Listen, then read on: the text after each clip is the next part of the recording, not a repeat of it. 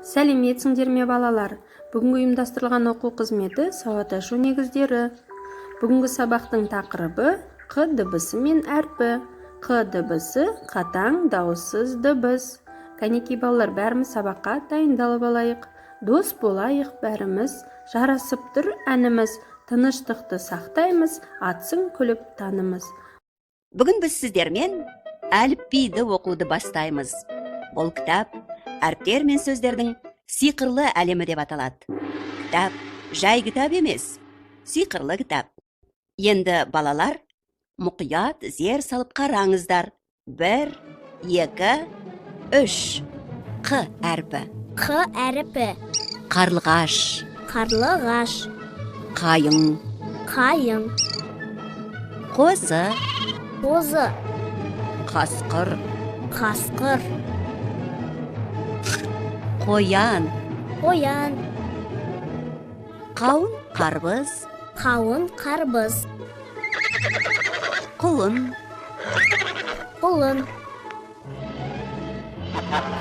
Қаз. Қаз. Қармақ. Қармақ. Құмырсқа. Құмырсқа. Қобыз. Қобыз.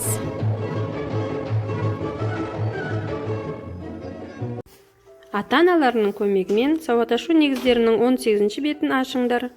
Бәріміз бірінші тапсырмаға назар аударайық. Суреттердегі заттарды ата, дауысты және дауыссыз дыбыстардан басталатын сөздердің суреттерін төмендегі қоржынның түсіне сәйкестендіріп сыз. Жарайсыңдар, келесі тапсырма қошақан мен құлыншақты бастыр. Кәне балалар, бір сергіп алайық. Шаршасаңдар балалар, қолдарыңды созыңдар, саусақтармен ойнаңдар, қолдарыңды сермеңдер, денелерің шынықсын, саналарың шынықсын. Келесі тапсырма штрихта. Жарайсыңдар балалар, енді соңғы тапсырма үзік сызықтарды қос және суретті боя.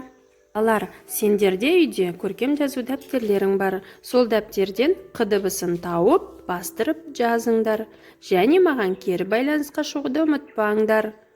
Жарайсыңдар балалар, сау болыңдар. Рахмет сендерге.